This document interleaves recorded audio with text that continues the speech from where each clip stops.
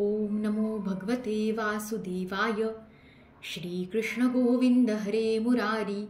हे नाथ नारायण वासुदेव। प्रद्युम्न दामोदर विश्वनाथ। मुकुंद विष्णु भगवन् नमस्ते। अथ चतुर्थोऽध्यायः। श्रीमद्भागवताचे स्वरूप, प्रमाण, श्रोतावक्त्यांची लक्षणे, श्रवणविधी आणि महात्म्य। शौनकादी ऋषी म्हणाले, सूत महोदय, आपणास उदंड आयुष्य मिळो आणि आपण आम्हाला असाच उपदेश दीर्घकाळपर्यंत करीत राहावा। आम्ही आपल्या तोंडून श्रीमद्भागवताचे अपूर्व महात्म्य ऐकले। सूत महोदय, आता आपण आम्हाला श्रीमद्भागवताचे स्वरूप, त्याचे प्रमाण, ते श्रवण करण्याची पद्धत, तसेच वक्ता आणि श्रोते यांची लक्षणे सांगावीत। सूत म्हणतात, श्रीमद्भागवत आणि श्रीमद भगवंतांचे स्वरूप सदा सर्वदा एकच आहे आणि ते म्हणजे सच्चिदानंद रूप हेच। भगवान श्रीकृष्णांचे ठाई ज्यांचे प्रेम आहे त्या भक्तांच्या हृदयामध्ये भगवंतांचे माधुर्य अभिव्यक्त करणारे काव्य म्हणजे श्रीमद भागवत होय। जे वाङ्मय ज्ञान, विज्ञान, भक्ती व त्याच्या प्राप्तीच्या साधन चतुष्टयाला प्रकाशित करणारे असून मायेचे मूळ उच्चाटन करणारे आहे ते म्हणजे श्रीमद भागवत समज। श्रीमद भागवत अनंत अक्षर स्वरूप आहे। त्याचे प्रमाण कोण जाणू शकेल बरे? प्रथम विष्णूंनी ब्रह्मदेवांना 4 श्लोकांच्या द्वारे याची केवळ दिशा दाखविली होती।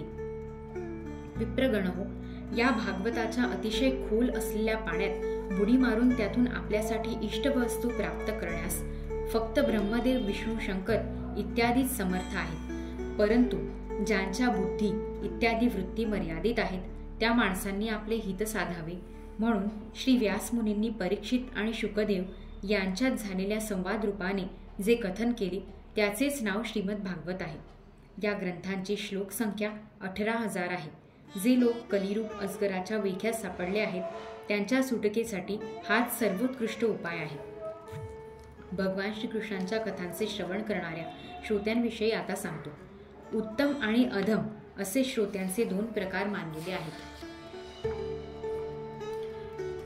चातक, हंस, शूक, मीन इत्यादी उत्तम श्रोत्यांचे पुष्कळ भेद आहेत। वृक, भुरुंड, वृष, उष्ट्र इत्यादी अधम श्रोत्यांचे सुद्धा अनेक भेद सांगितलेले आहेत। चातक ढगातून पडणाऱ्या पाण्याची जशी अपेक्षा करतो त्याचप्रमाणे जो श्रोता सर्व काही सोडून देऊन फक्त श्रीकृष्णासंबंधीच्या शास्त्रांचे श्रवण करण्याचे व्रत घेतो त्याला चातक म्हटले आहे।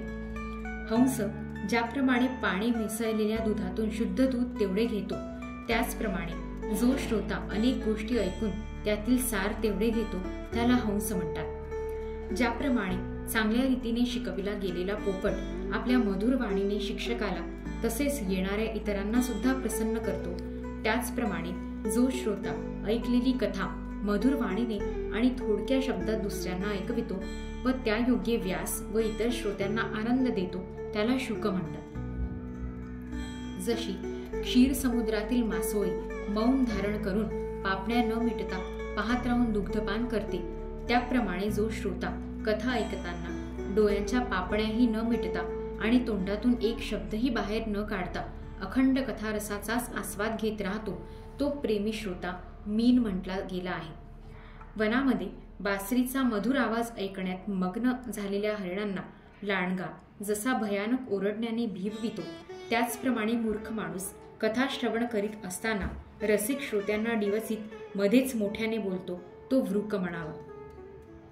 हिमालयाच्या शिखरावर असलेला भुरुंड नावाचा पक्षी कोणाची तरी उपदेशपर वाक्य ऐकून तसेच बोलतो परंतु स्वतः त्यापासून बोध घेत नाही। याप्रमाणे जो उपदेशपर गोष्टी ऐकून त्या दुसऱ्यांना शिकवितो परंतु स्वतः तसे आचरण करीत नाही अशा श्रोत्यांना भुरुंड म्हणतात। बैलासमोर द्राक्षे येऊ देत किंवा कडवत पेंड दोन्ही तो एकाच चवीने खातो त्याप्रमाणे जो ऐकलेले सारेच ग्रहण करतो परंतु घेण्याजोगे काय व टाकण्याजोगे काय हे ठरविण्यास ज्याची बुद्धी असमर्थ असते असा श्रोता वृष म्हटला जातो। उंट ज्याप्रमाणे आंबा सोडून फक्त कडुलिंबाचा पालाच चघळतो त्याप्रमाणे जो भगवंतांच्या मधुर कथा ऐकण्याचे सोडून त्याऐवजी संसारातील गोष्टीत रममाण होतो त्याला उंट म्हणतात। असे काही थोडेसे भेद सांगितले आहेत। यांच्या व्यतिरिक्त सुद्धा उत्तम अधम अशा दोन्ही प्रकारच्या श्रोत्यांनी भ्रमर, गाढव इत्यादी अनेक भेद आहेत. हे भेद त्या त्या श्रोत्यांच्या स्वाभाविक आचार व्यवहारावरून ओळखता येतात. जो वक्त्याला योग्य रीतीने प्रणाम करून त्याच्या समोर बसतो आणि इतर संसारातील गोष्टी सोडून फक्त श्री भगवंताच्या कथाच ऐकण्याची इच्छा ठेवतो, समजून घेण्यात अत्यंत कुशल असतो, नम्र असतो, हात जोडलेले असतात, शिष्यभावनेने श्रद्धा ठेवून ऐकले असेल त्याचे सतत चिंतन करीत राहतो, जे समजले नसेल ते विचारतो, पवित्र भावनेने वागतो, तसेच श्रीकृष्ण भक्तांवर सदैव प्रेम करतो, अशा श्रोत्याला वक्ते लोक उत्तम श्रोता म्हणतात. आता वक्त्याची लक्षणे सांगतात. ज्याचे मन नेहमी भगवंतांच्या चरणी लागलेले असते, ज्याला कोणत्याही वस्तूची अपेक्षा नसते, जो सर्वांचा प्रिय सखा आणि दिनांवर दया करणारा असतो, तसेच अनेक उदाहरणे देऊन तत्वाचा अर्थ सांगण्यात चतुर असतो, असा वक्ता मुनींना सन्माननीय वाटतो. विप्रगणहो, भारतवर्षाच्या भूमीवर श्रीमद भागवत कथेचे सेवन करण्याचा जो आवश्यक विधी आहे तो मी आता सांगतो, ऐका, ज्यामुळे सुख अधिकाधिक वाढते. सात्विक, राजस, तामस आणि निर्गुण हे श्रीमद भागवत सेवनाचे 4 प्रकार आहेत. एखाद्या यज्ञासारखा निराळ्या प्रकारच्या पूजा सामग्रीने मोठा उत्सव केला जातो. अतिशय परिश्रमपूर्वक घाई गडबडीत 7 दिवसात आनंदाने पारायण केले जाते, ते राजस म्हटले जाते. कथेच्या रसाचा आस्वाद घेत अति परिश्रम न घेता 1 किंवा 2 महिनेपर्यंत जेव्हा श्रवण केले जाते ते पूर्ण आनंद वाढविणारे सात्विक सेवन म्हटले जाते. श्रद्धेने आरंभ करून श्रवण थांबते, आठवण झाल्यावर पुन्हा सुरू केले जाते. अशा प्रकारे आळसामुळे जे वर्षभर सेवन केले जाते ते तामस सेवन होय. हे सुद्धा सुख देणारेच असते. जेव्हा वर्ष, महिने आणि दिवस या नियमांचा आग्रह सोडून नेहमीच प्रेम आणि भक्तियुक्त अंतःकरणाने श्रवण केले जाते ते सेवन निर्गुण मानले गेले आहे. परीक्षित आणि शुकदेव यांच्यातील संवाद रूपाने सुद्धा जे भागवताचे सेवन झाले होते तेही निर्गुणच होय. तेथे जी 7 दिवसांची मर्यादा आहे ती राजाच्या उरलेल्या आयुष्याच्या दिवसांच्या संख्येमुळे आहे. सप्ताह कथेचा नियम म्हणून नव्हे. भारतवर्षा व्यतिरिक्त इतर ठिकाणी सुद्धा त्रिगुण किंवा निर्गुण कोणत्याही प्रकारे का होईना श्रीमद भागवताचे सेवन करावे. फक्त श्रीकृष्णांच्याच लीलांचे श्रवण, कीर्तन व रसास्वादनासाठी जे लोक हपापलेले असतात आणि मोक्षाची सुद्धा अपेक्षा ठेवीत नाहीत त्यांचे श्रीमद भागवत हेच धन आहे. त्याचप्रमाणे जे संसारातील दुःखांना भिवून मुक्ती मिळवू इच्छितात त्यांच्यासाठी सुद्धा हे भवरोगावरील औषध आहे. म्हणून या कलियुगात प्रयत्नपूर्वक याचे सेवन केले पाहिजे. वरील लोकांखेरीज जे लोक विषयातच रमणारे आहेत, ज्यांना नेहमी संसारातील सुखेच मिळावीत अशी इच्छा असते, त्यांच्यासाठी सुद्धा आता या कलियुगात सामर्थ्य, धन आणि वैदिक कर्मांचे ज्ञान नसल्याने कर्ममार्गानेच मिळणारी सिद्धी अत्यंत दुर्मिळ झाली आहे. म्हणून त्यांनी सुद्धा भागवत कथेचे सेवन करावे. ही भागवताची कथा धन, पुत्र, स्त्री, वाहने इत्यादी यश, घर आणि निष्कंटक राज्य सुद्धा देऊ शकते. या भागवताचा आश्रय घेणारे लोक या संसारातील मनाजोगते उत्तम भोग भोगून भागवताची संगत धरल्याने शेवटी श्रीहरींचे परमधाम प्राप्त करून घेतात. जेथे श्रीमद भागवताचे कथन चालू असते तसे जे लोक ही कथा श्रवण करण्यात तत्पर झालेले असतात त्यांची सेवा शरीराने व धनाने करावी. त्या लोकांच्या कृपेने अशी मदत करणाऱ्यांना सुद्धा भागवत सेवनाचे पुण्य प्राप्त होते. श्रीकृष्णांखेरीज ज्या अन्य कशाचीही इच्छा केली जाते त्या सर्वांना धन अशी संज्ञा आहे. श्रोता, वक्ता हे सुद्धा 2 प्रकारचे मानले गेले आहेत.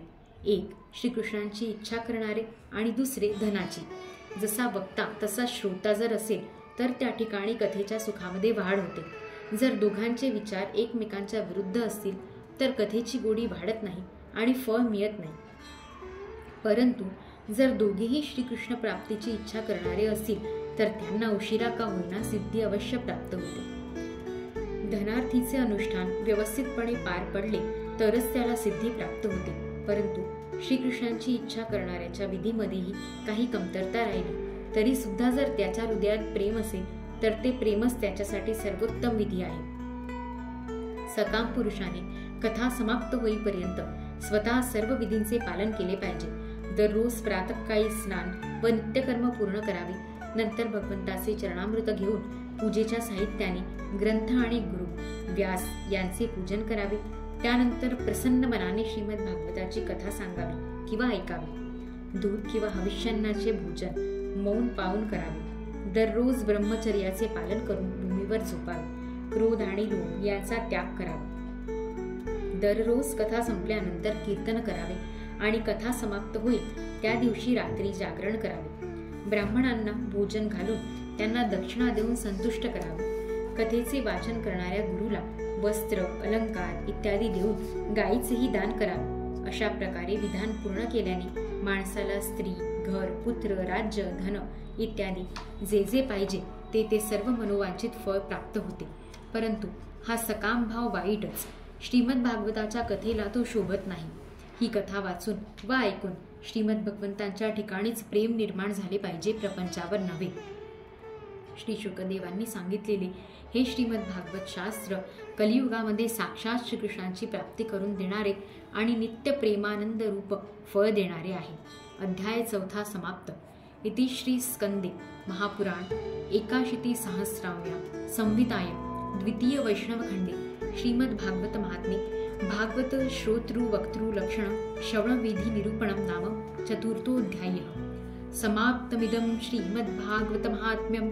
श्रीकृष्णार्पणमस्तु. हरि ओम तत्सत. कशालादिला जन्मतेहि कयेना, करावे परी काय तेहि सुचेना. जावो न जीवन परी माझे वाया, क्षमा कर श्री सद्गुरुराया. श्री सद्गुरु चरणारविंदार्पणमस्तु. श्री गुरुदेव दत्तात्रेयार्पितमस्तु. दत्तात्रेय समारंभां श्रीमद्वासुदेवानंद सरस्वती माध्यमाम् अस्मदाचार्य पर्यन्तं वन्दे श्री गुरु परंपरा.